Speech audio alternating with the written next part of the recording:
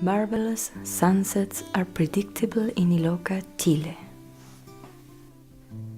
At the horizon, the conflict between sea and sky is played out daily as the ocean swallows the fiery star, once again declaring the perfect order of earth-time in God's cosmos.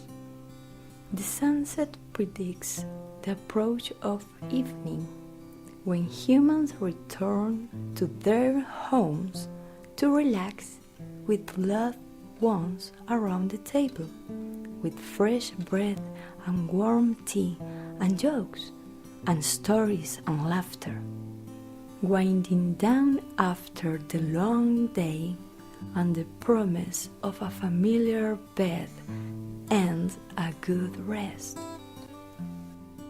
But life changed for many of us at 3:30 in the morning on February 27 in 2010. Across the nation, people ran from their bedrooms, barefoot, shouting, gathering children to wait and pray for 3 minutes until the 8.8 earthquake finished, one of the strongest ever recorded. But the terror was not yet over for the residents of many coastal towns. Still trembling from the shock of the quake and the damp night air, their eyes turned to the sea. The receding water was their warning to run from the now building tsunami. There was no time to get jackets or shoes or blankets, pictures, documents, nothing. There was only time to turn and climb, carrying the children and the weak. Minutes later, they were safe in the pine forest above. Unable to see below, they witnessed only with their ears a great destruction. It was a dawn of desolation in Iloca. Fisherman Manuel ventured down to where his house had been. There was nothing left, he said. As I was lamenting my house, they came from the next town over, where we moored our boats, to tell us that all was lost. No boats, motors, or nets remained.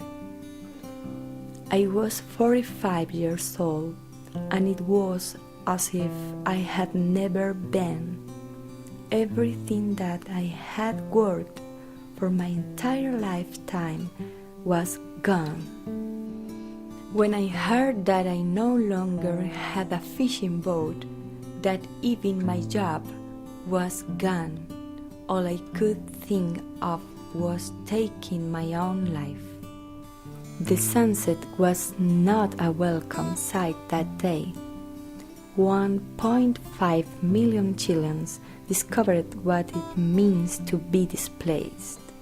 They would not meet in their homes or around their tables, for they no longer had houses or tables or teacups and no drinking water, tea, sugar, or bread.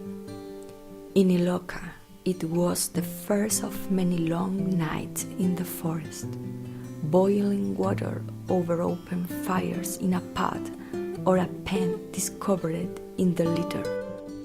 All that remained of what had once been their lives was now litter to be burned in a few weeks' time. And after that, what would become of them? It seemed a hopeless situation for Iloca, breaking our hearts, sobering our souls, but our spirits were challenged by Paul's words in Romans 12. Weep with those who weep, and rejoice with those who rejoice. Be devoted to them with sincere, sacrificial love. Teach, encourage, show mercy, give generously. Only by changing their circumstances for the glory of God would their weeping become rejoicing, in which we could also participate. We were able to build 60 houses, giving people back their homes and their dignity. We also insulated 57 government homes, provided new nets for the fishing community, supplied the basic food and water necessities for our friends in Iloca. And we loved them. In January, we finished a house for our Ilocan abuela, Grandmother Maria, a tough, wrinkled fisherman's wife for over 50 years. She crossed the threshold of her new house and covered her face to hide the tears. Then she lifted her head and said, "God visited me. He came." 2 years after the earthquake, there are still 50 families hoping and praying that they too will be visited by God.